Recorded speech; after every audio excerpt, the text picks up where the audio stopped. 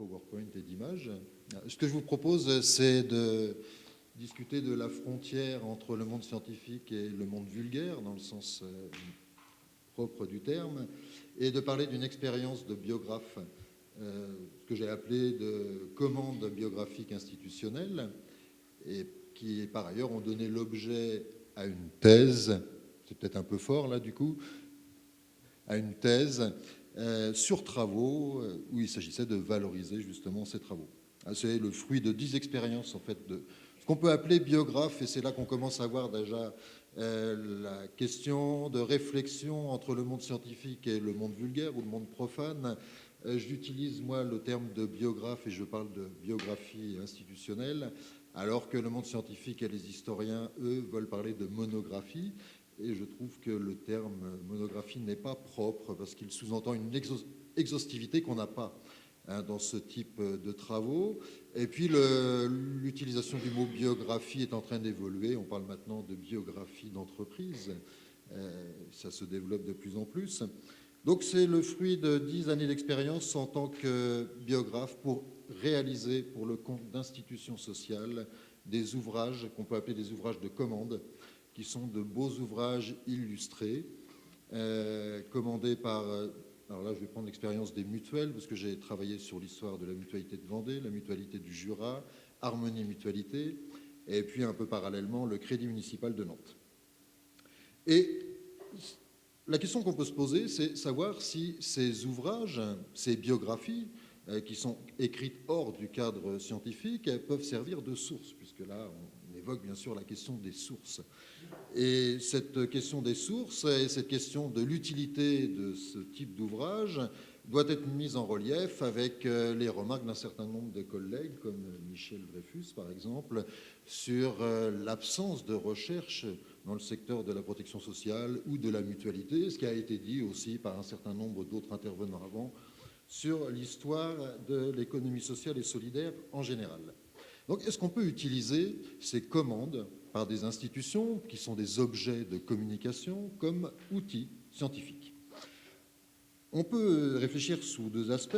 L'utilité scientifique, je vais développer un petit peu ce que je viens de dire, et après la question de la valeur scientifique. Sur la question d'utilité scientifique, on a un vrai besoin. Je ne vais pas revenir sur ce qui a déjà été dit, mais il y a une pauvreté, entre guillemets, des financements et des recherches dans l'économie sociale et solidaire. Ça se retrouve dans l'histoire de la protection sociale et donc dans l'histoire des mutuelles. Pour l'histoire des mutuelles, c'est un champ de recherche qui est assez récent, il date que des années 70. Et parallèlement à le développement de l'axe scientifique, on a vu se développer à partir des années 80, parce qu'il y a une crise identitaire au sein de la mutualité en raison des mutations du contexte politique, juridique, économique. Donc il y a eu ce besoin de se retourner vers l'histoire, on pourrait développer là-dessus et donner quelques exemples. Et on a vu se multiplier ces demandes de la part de mutuelles, unions départementales pour la plupart parce qu'elles en avaient les moyens, de commandes biographiques auprès d'historiens, essentiellement. L'essor de ces commandes, comme je le disais, il est lié à la mutation. Donc on a dépassé largement le cadre de la société de secours mutuel classique. On a dépassé largement les principes de démocratie, de solidarité. Nous sommes maintenant dans un marché très concurrentiel, celui de la complémentaire santé, et dans lequel les sociétés de secours mutuels, les mutuelles maintenant se sont positionnées avec des efforts de restructuration, de fusion, d'adoption, de management du secteur privé, bon, pour des raisons qui sont liées notamment à des directives européennes sur la solvabilité, par exemple, et puis sur la question de la compétitivité pour des entreprises, entre guillemets entreprises, mais le terme a été employé dans certains congrès de la Fédération nationale de la mutualité française dès les années 80, les entreprises mutualistes, ce qui montre bien cette évolution. Et les commandes sont faites à l'occasion de fusions ou de restructuration. Pour ne citer qu'un exemple, Harmonie Mutualité m'a contacté pour rédiger leur histoire dans la prévision d'une assemblée générale de fusion des composantes de la structure. Et l'ouvrage a été diffusé à l'ensemble des participants. Donc ce sont des ouvrages qui sont destinés à des partenaires institutionnels pour la plupart, qui sont destinés à un large public dans l'écriture, mais qui ne sont pas forcément diffusés très largement. Donc ce sont véritablement des outils de communication qui sont là pour rappeler l'histoire, la philosophie de ces structures.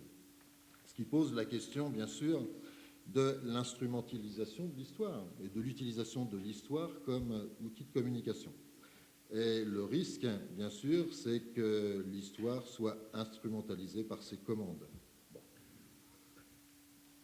Alors, sur la question de la valeur, justement, puisqu'on peut avoir ce risque d'instrumentalisation des commandes par les institutions sociales, on peut s'interroger sur la valeur scientifique de ces travaux. Ça va dépendre de la méthodologie utilisée, ça va dépendre aussi de la manière dont le commanditaire envisage le travail. On peut remarquer quand même, je pense, en vertu de mon expérience professionnelle, que les institutions sociales sont assez soucieuses de faire intervenir des historiens et qu'elles respectent le cadre historique, peut-être parce qu'elles ont aussi un passé historique très chargé, très lourd, et que les dirigeants eux-mêmes ont une passion pour l'histoire et qu'ils souhaitent la respecter.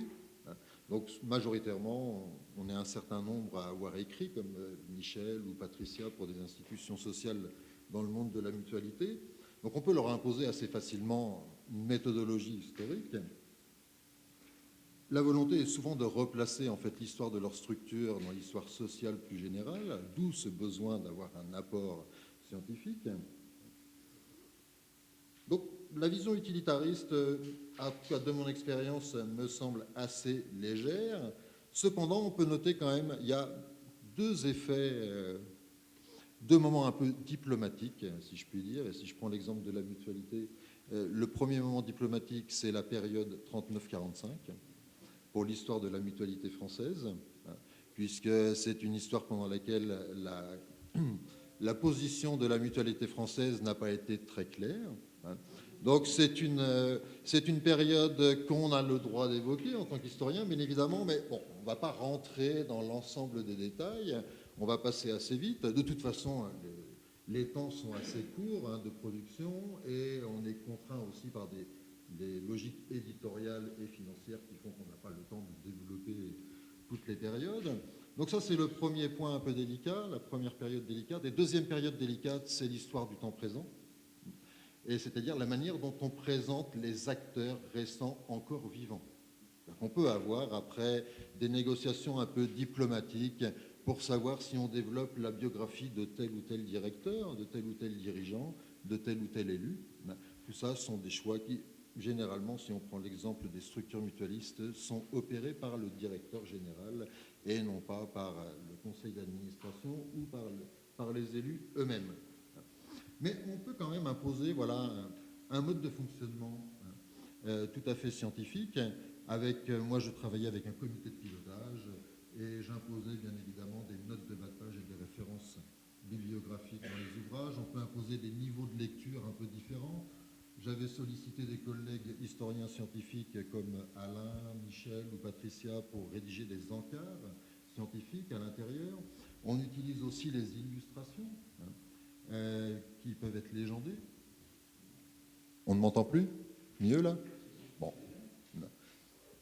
C'est peut-être un peu fort du coup. Alors, donc voilà, je pense que puisqu'on est dans une situation où la recherche manque de moyens, où l'histoire de la protection sociale marque une certaine faiblesse de recherche scientifique, on peut utiliser ce type de travaux de manière tout à fait scientifique.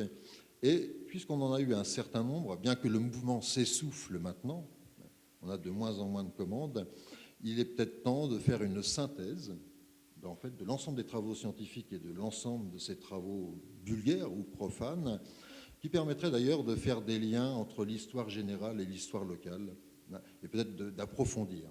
Cette remarque à propos de l'histoire de la mutualité, l'histoire de la protection sociale, je pense qu'elle est aussi valable pour l'histoire de l'économie sociale et solidaire dans son ensemble. Merci.